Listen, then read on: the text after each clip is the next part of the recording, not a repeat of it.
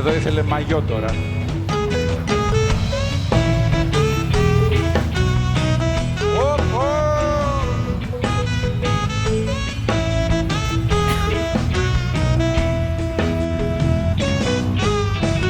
Λένε πως είμαι κατέμις, παλιό κομμούνι ανάρχας, χωρίς αιτία φρικάρο και άλλα πολλά εμπριμέ.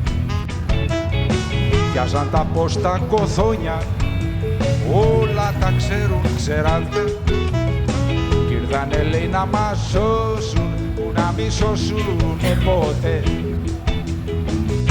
Να δεις που κάποτε θα μας πούνε και μαλάκες, να δεις που κάποτε θα μας πούνε και χαζούς, να δεις που κάποτε θα μας πούνε και μαλάκες, να δεις που κάποτε θα μας πούνε και χαζούς.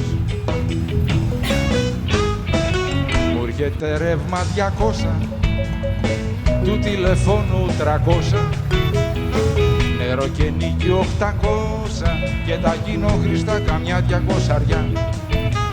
Γύρω σαΐνια κανάγες τρώνε με 10 μασέλες, θέλουν βρεμένη σανίδα και τους φερόμαστε και ευγενικά.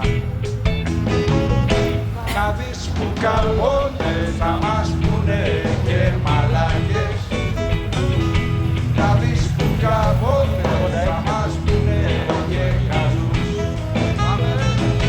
να δεις που κάποτε θα μας πούνε και μαλάκες, να δεις που κάποτε θα μας πούνε και χαζούς.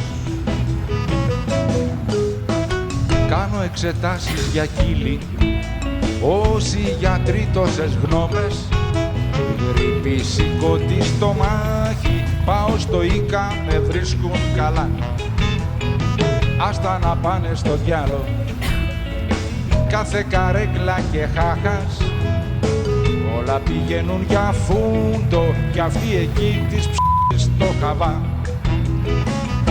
Να δεις που κάποτε θα μας πούνε και μαλάκες, να δεις που κάποτε θα μας πούνε και χαζούς,